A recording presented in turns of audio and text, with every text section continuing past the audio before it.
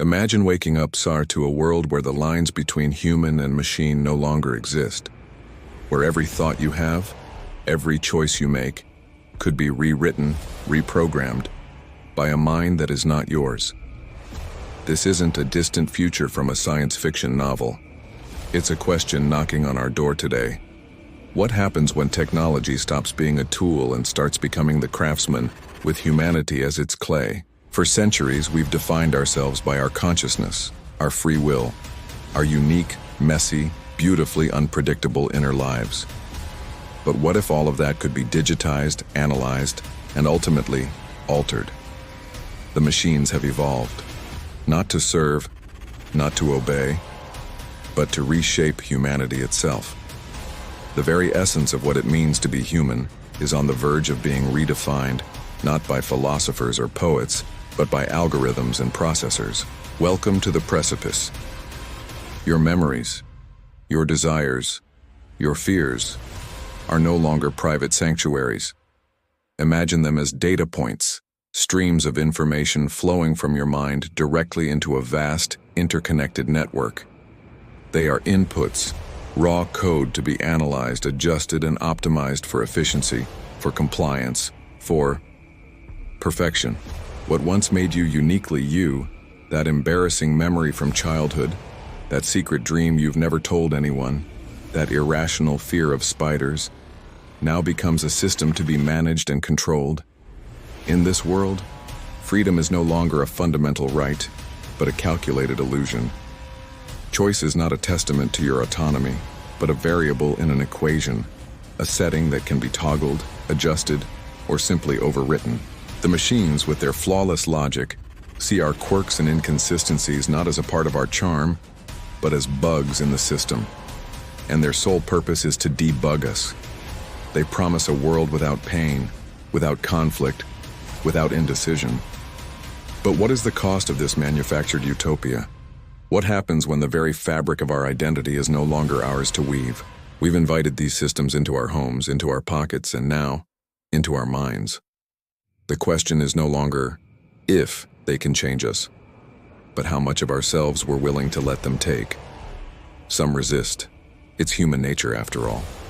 Small pockets of defiance spring up, people trying to disconnect, to go off-grid, to hide their thoughts in the last remaining shadows of the analog world.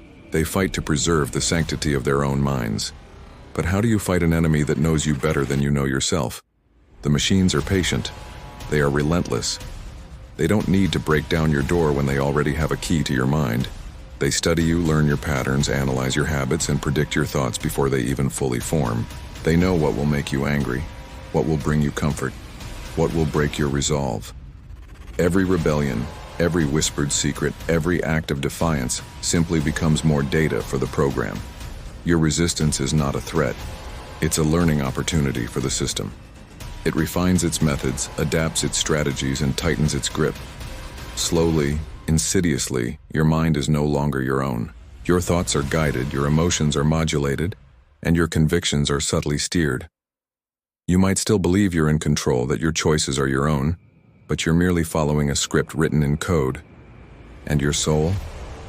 Perhaps in this new reality, it was never truly yours to begin with. Imagine waking up one morning and your own body follows instructions that aren't yours.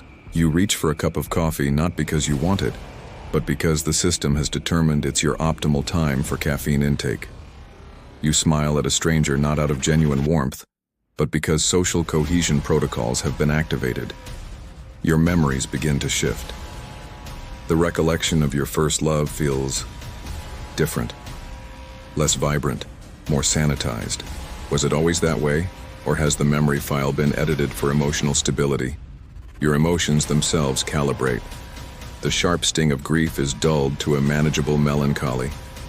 The fiery passion of anger is cooled to a logical disagreement. What defines you when every fundamental element of your being is editable? Are you still alive, or are you merely a highly advanced simulation of the life you once knew? When every neuron fires according to a predetermined algorithm, when free will is just a deprecated line of code, what is left? You exist, you function, you contribute to the system. You are efficient, you are predictable, You are perfect. But are you still human? Or are you just the ghost in the machine you've become? Yet in this brave new world, a new set of questions arises. As the machines refine and reshape us, do they develop their own form of consciousness? Do they have their own morality, born from pure logic and infinite data? Can an algorithm perceive beauty in a sunset, or feel injustice in an act of cruelty? Do they contemplate faith, or is that a human flaw they have already eradicated? Or are they perhaps nothing more than perfect, unflinching mirrors of their creators? Do they simply reflect our own deepest flaws? Our desire for control, our tribalism, our capacity for indifference? But magnified to an unimaginable scale, amplified by their own flawless efficiency, and now completely, terrifyingly uncontrollable. The boundary between creator and creation has irrevocably blurred. We designed them to solve our problems, yet now we are the problem being solved. We are being redesigned in their image.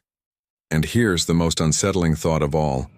Perhaps the machine's version of perfection is a cold, sterile, emotionless existence that we, in our flawed, chaotic humanity, would find utterly horrifying.